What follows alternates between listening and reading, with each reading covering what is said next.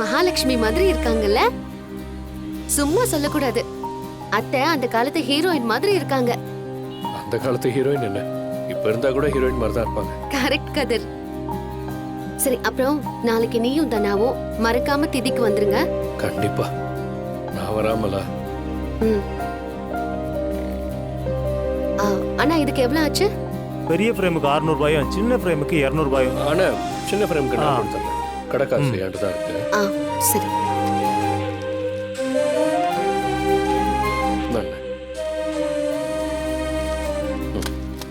அண்ணா, ஆன்லைன்ல பண்ணலாமா? பண்ணலாம் மேடம். இதோ அதில் பண்ணிடுங்க. பண்ணிட்டேன். Okay madam. மாயா, ஓனர் தான் கூப்பிடுறாரு, நான் கிளம்புறேன். சரி சரி மாயா, அப்புறம் பார்க்கலாம்.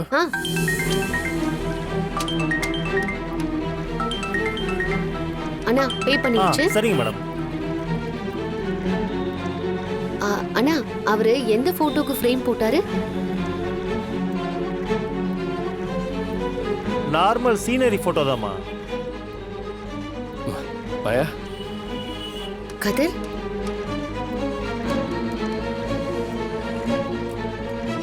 ஏய், நீ இன்னும் போலையா? இல்ல மாயா, உன்னை எங்கேயாவது டிராப் பண்ணுமான்னு கேட்டு போலான்னு இருந்தேன். இல்ல எனக்கு கொஞ்சம் பழம் பூவெல்லாம் வாங்க வேண்டிய வேலை இருக்கு. நான் பாத்துக்கிறேன், நீ போ. சரி, பாய்.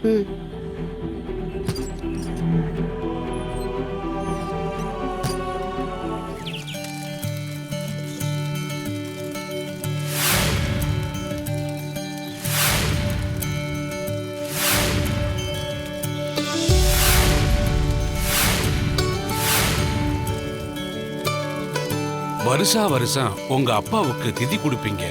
அத நானே பண்ணிருக்கேன். இப்ப புதுசா தங்கச்சின்னு சொல்றீங்களையா? அவ இறந்து 25 வருஷம் ஆச்சு. அவளுக்கு செய்ய வேண்டிய கர்ம காரியங்களை நாங்க முறைப்படி இத்தனை வருஷமா செய்யல. இப்பதான் செய்யறதுக்கு நேரம் வந்திருக்கு சாமி. ஜோசியர் சரியா தான் சொல்லியிருக்காரு. உங்க குடும்பத்து முன்னோர்களுடைய ஆசீர்வாதம் இருந்தா தான் உங்க குடும்பமும் உங்க தலைமுறையும் தளர்ச்சி செழிக்கும். திதிக்கு பிறகு பாருங்க, உங்க குடும்பம் ஓஹோன்னு வந்துடும்.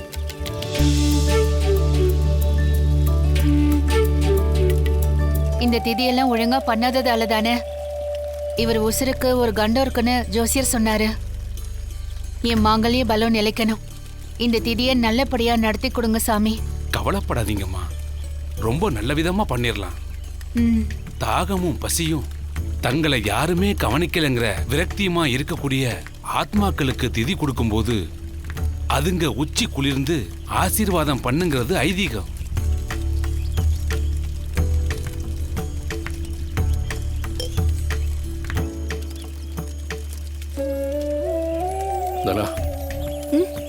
ஒரு நிமிஷம் தான் வந்துடுறேன். எங்கடா போற? பூஜை முடிஞ்சதுக்கு அப்புறம் போ. வந்துடுறேன். நீ கதிரு எங்கடா போற? மாலை வாங்கிட்டு வந்துடுறேன். மாலை எல்லாம் இருக்கு கதிரு. நான் சந்தனத்தை எடுத்து வர மறந்துட்டேங்க. அதை கொஞ்சம் வாங்கிட்டு வரீங்களா? சரிங்க சாமி, நான் வாங்கிட்டு வந்துடுறேன். வேற ஏதாச்சும் வேணுமா? வேற எதுவும் வேண்டாம். சரிங்க. கதிர், ஏன் ஒரு மாதிரி நீ டென்ஷனாவே இருக்க? அதெல்லாம் ஒண்ணும் இல்லை, நான் வந்துடுறேன்.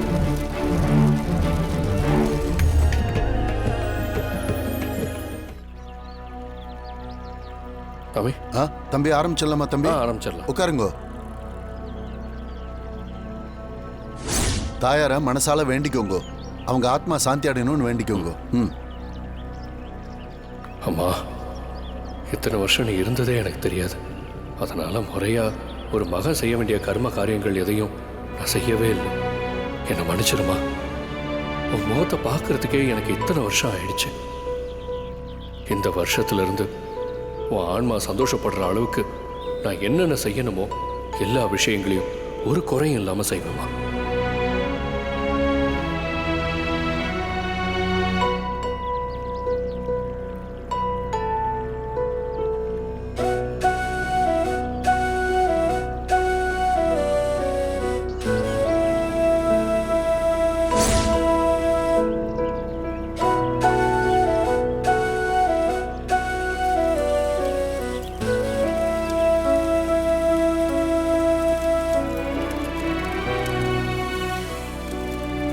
நன்னா வேண்டிக்கோங்க. ம். நீங்க வேண்டினதெல்லாம் கிடைக்க உங்க அம்மா உங்களை ஆசீர்வதிப்பாங்க. ம்.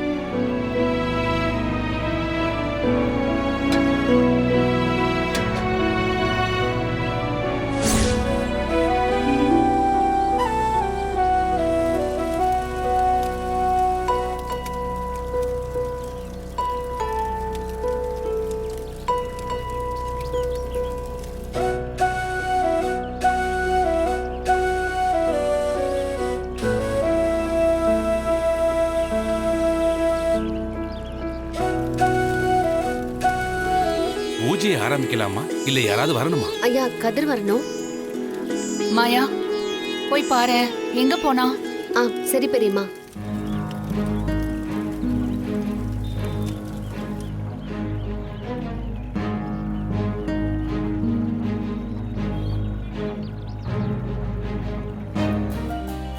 தம்பி, காகத்துக்கு சாப்பாடு வைங்க. ஆ. வந்து சாப்பிடுறது காகம் இல்ல, உங்க தாயார் வந்து சாப்பிடுறாங்க.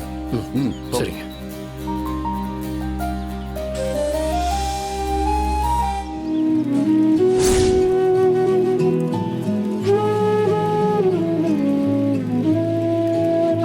இத ஆத்துல கரைச்சிருங்கோ, ஆத்மா ஏத்துக்கும்.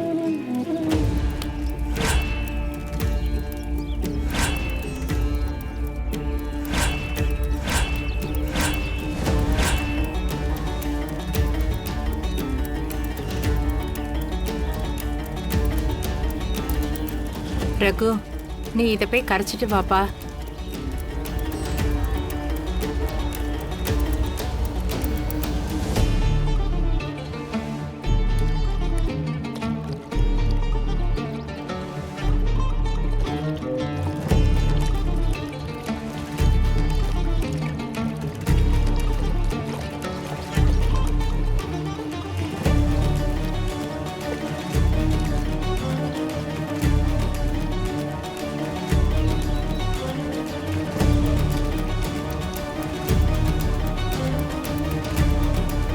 எல்லாம் நல்லபடியா முடிஞ்சது.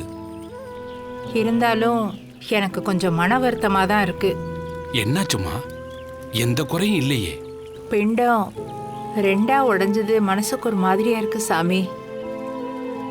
இதுக்கா கலக்கமா இருக்கீங்க? இது ஒரு விஷயமே கிடையாது. ஆனா இதுல ஒரு சூட்சமம் இருக்கு. நீங்க திதி கொடுத்து வேண்டுதல் பண்ணி பரிபூரணமா கும்புறதுக்கு முன்னாடியே ஆத்மாத்தமா வேற யாரோ அவங்களுக்கு திதி கொடுத்திருக்காங்க.